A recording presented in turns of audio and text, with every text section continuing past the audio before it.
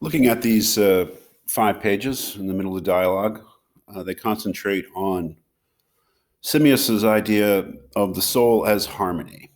That the soul exists, I suppose the idea is the soul exists distinct from the body, but it consists of a kind of a harmony that results from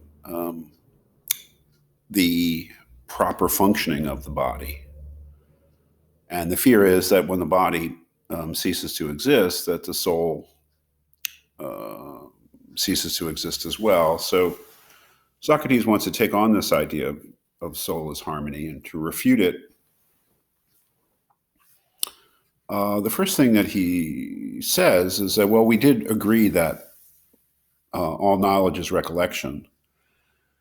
And if when we seem to learn something, we're really recollecting what we've already learned, then the soul must have pre-existed the body. The soul must have existed before the body, and that would mean that it couldn't be a harmony because the parts that produce the harmony, that is the body, don't yet exist, yet the soul exists if it exists before the body. So I suppose that really rests on your idea, or how much you take seriously the idea of knowledge as recollection, which we really don't have time to get into. The good arguments that Plato does offer in other places, really, for that. His next point is that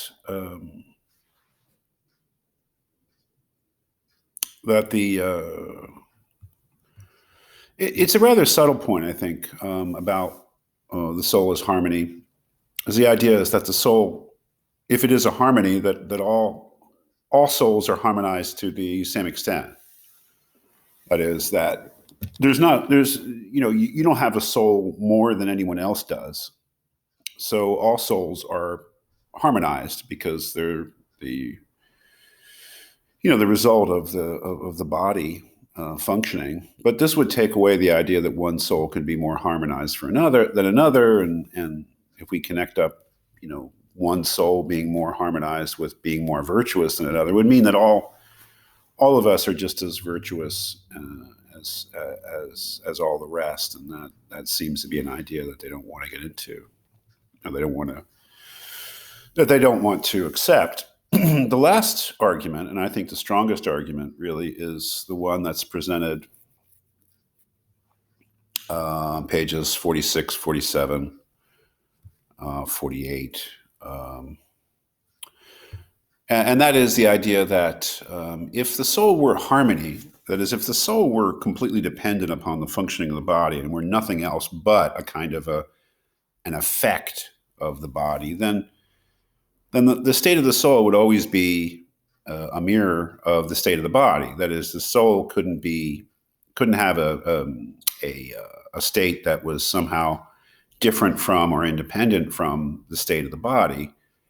And one of the things that Socrates points out here, for instance, the bottom of page 46, is that when the body is hot and thirsty and contains a desire to drink, that doesn't necessarily mean that we drink. That is, our consciousness, our mind, our soul, however you want to put it in this context, can say no to that desire.